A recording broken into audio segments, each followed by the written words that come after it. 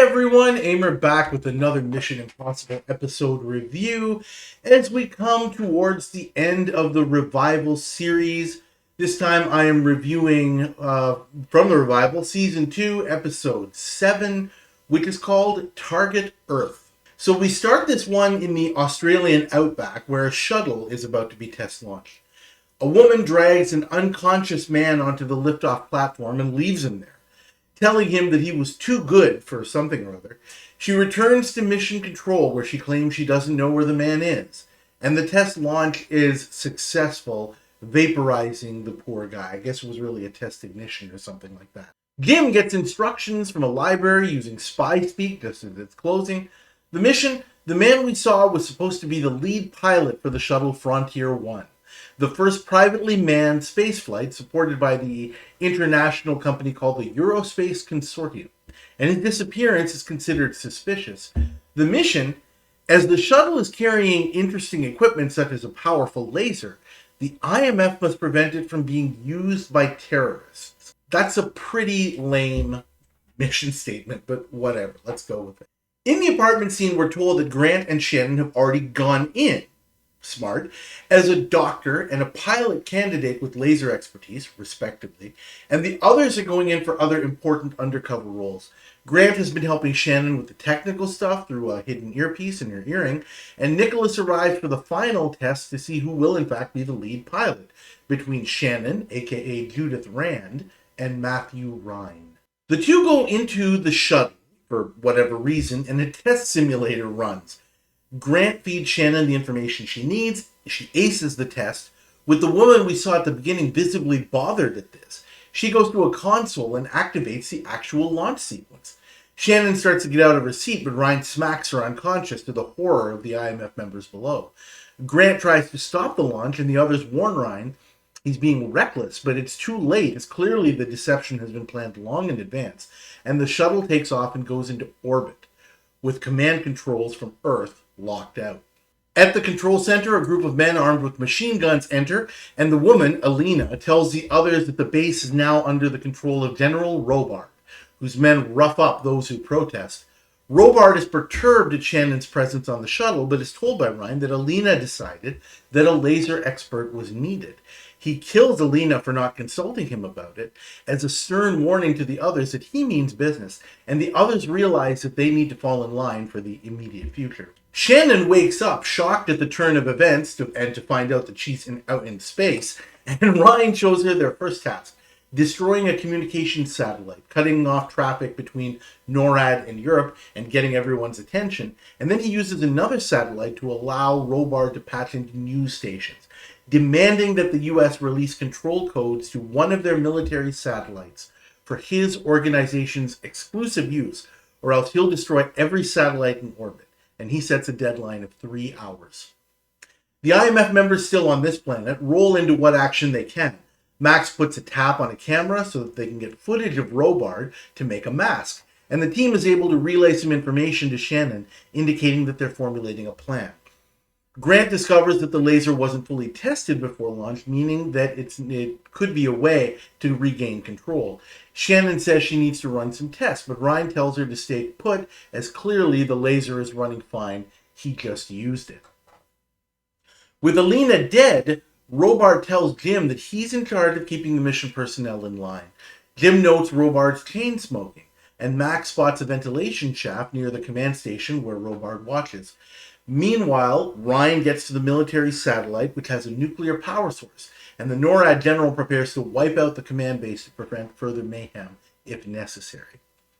Shannon tells Ryan he'll risk exposing both of them to radiation and dying if the laser has any problems, and he's already used it at full power, so he allows her to run the calibration tests, with Grant feeding her the information to allow her to sabotage the laser instead.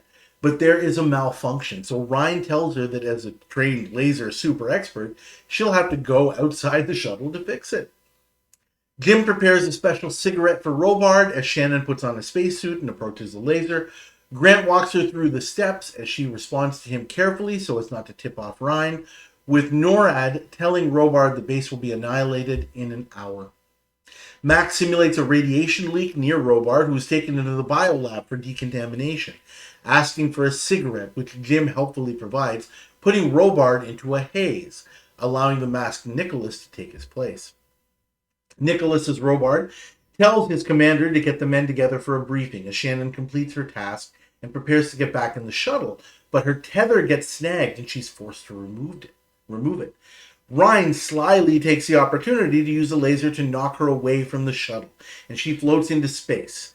Grant tells Shannon to purge some of her air to push her back towards the shuttle, and of course, it works. Meanwhile, Nicholas's Robart tells his men to follow Max to a safety bunker in case of the missiles actually do get launched towards the base, and Max takes the opportunity to lock them inside. Shannon manages to get back to the shuttle, and Jane Battler gets her absolute best moment of the series right here. Now we just have to deal with Ryan. Don't worry, Jim. He's mine. Shannon opens the airlock, sucking Ryan into the wall of the shuttle and knocking him out. The only thing missing right here is a theme music power-up. That would have made it perfect. Jim gets Shannon to patch him into NORAD, and he gives the general an identification code, telling him to stand down as he has the base under control, which does happen. Robart wakes up confused, and Mission Control is able to bring Shannon and the shuttle back safely. Mission frickin' accomplished. I'm going to give this episode a solid A/A-. I thought about it and I said, is this as good as the episode The Princess? And I think it's got a couple of things that make it just slightly a little bit less than that episode from an objective standpoint. I enjoy this one more than that episode, but you'll see what I mean. First, as a note, this episode was written by Stephen Canville, and he is the fellow who actually wrote some scripts for the original series. He did The Question, which is one of the best episodes of the entire series in season 7. But he also wrote The Fountain, which was absolutely the worst episode of the series. So they can't all be home runs, I guess. But this is at least a triple. I also find it interesting that we're talking in this episode about the first privately manned spaceflight.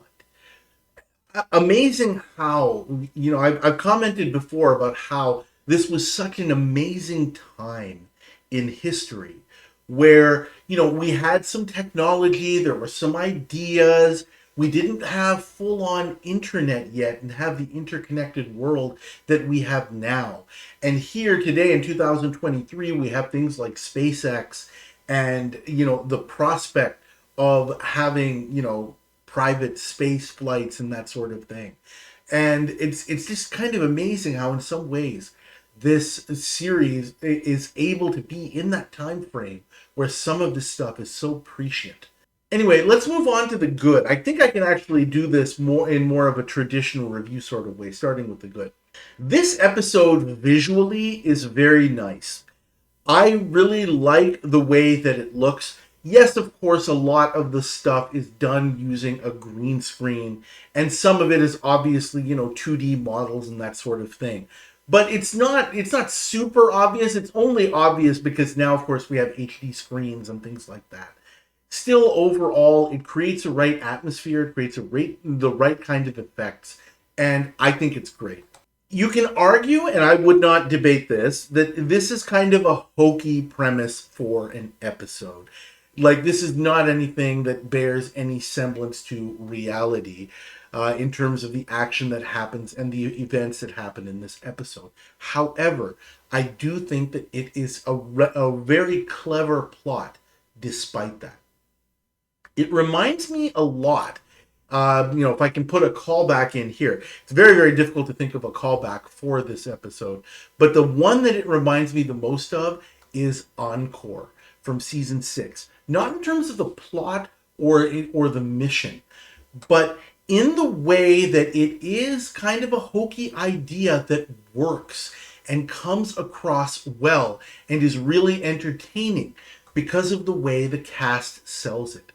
In the review for Encore, I commented that the reason that episode works is because of the way William Shatner We all know what William Shatner is capable of being over the top, yet, semi-believable at the same time. And that's what was required in order to make that episode work.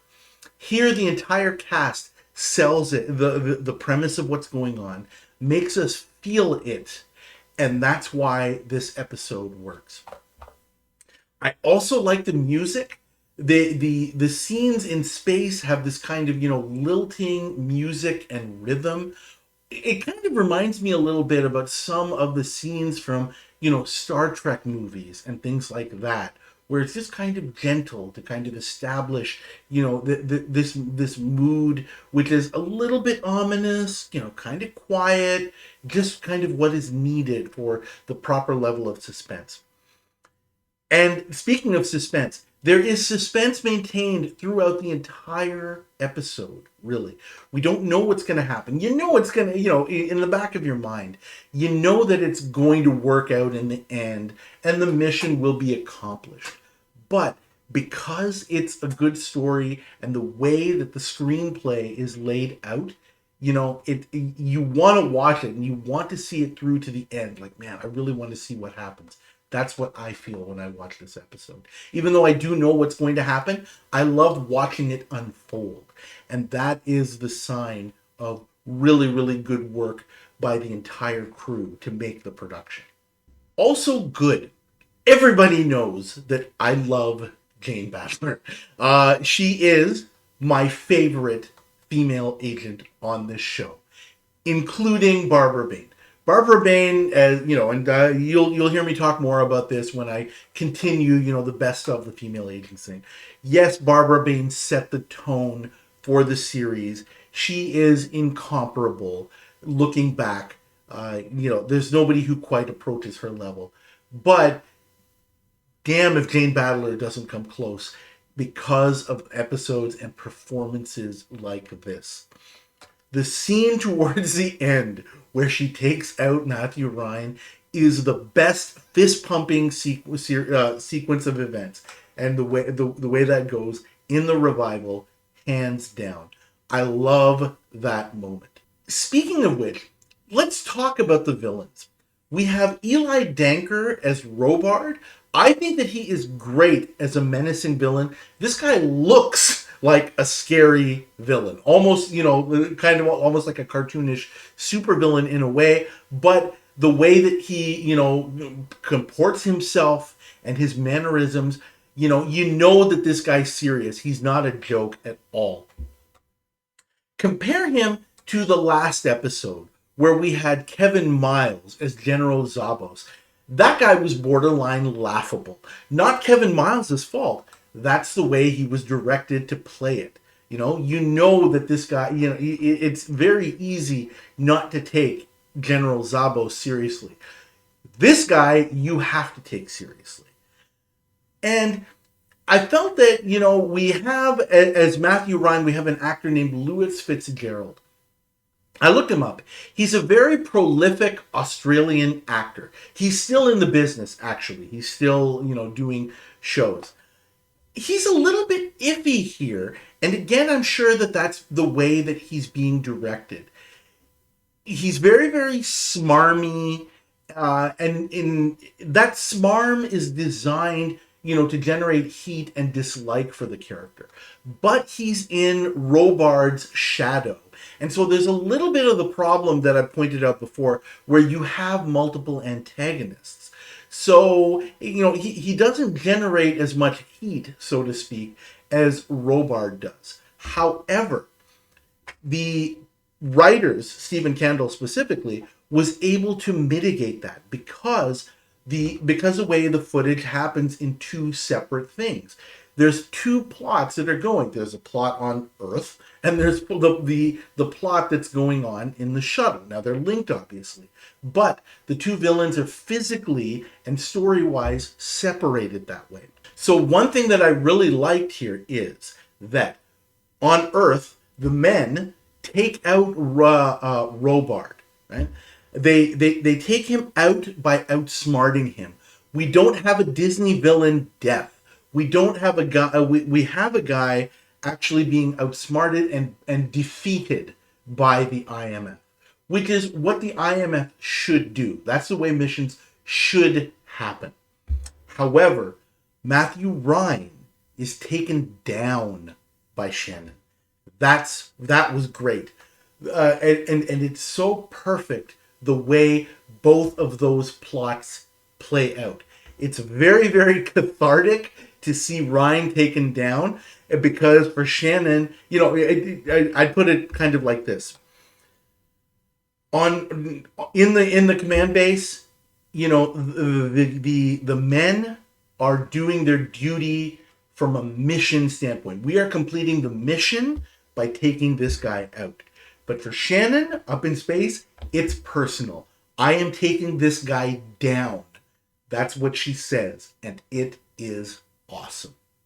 So for that alone, I definitely think that this is one of the best episodes of the revival. Moving on to stuff that is not so great.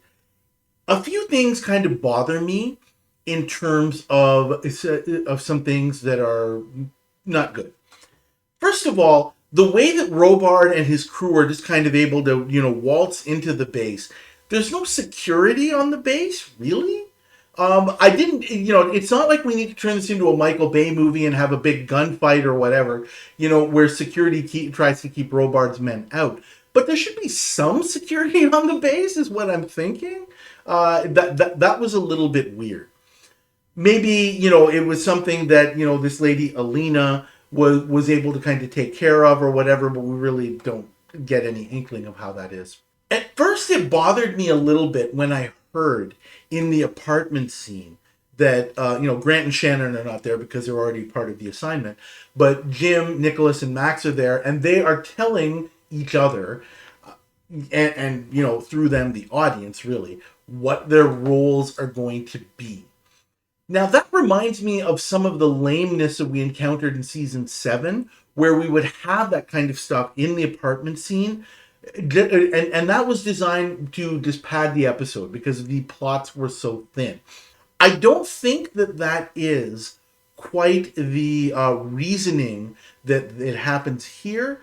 But, I kind of wonder that, was it really necessary? Again, I think it's more of the idea of, well, we got to tell the viewers what's going on because they're goldfish. and I wish it wasn't that way, but that seems to be the trend in the revival series. A couple of other things that are weird. This is another one of those plots where the mission has to fit the story and not the other way around. I've commented about this in a lot of episodes, and I mentioned, during the recap. The mission is to make sure the flight is not used by terrorists. That is not a measurable goal. I mean, I suppose it kind of is the way that the story plays out, but I hope you understand what I mean. It only makes sense because of how the story plays out. So obviously you wouldn't know that in advance in the real world. And that is problematic. And that's a sign of kind of a lazy script.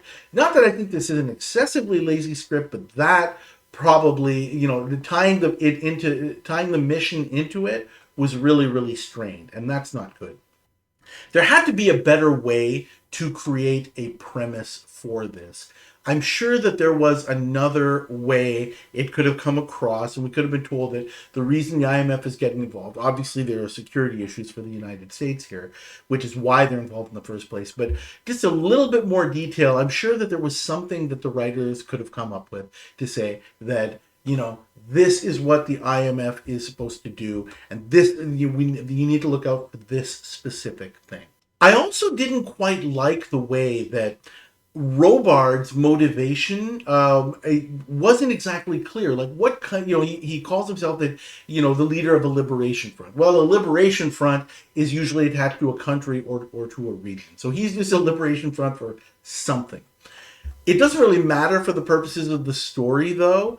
But I kind of didn't like that. That again seemed a little bit lazy. They could have made up a country.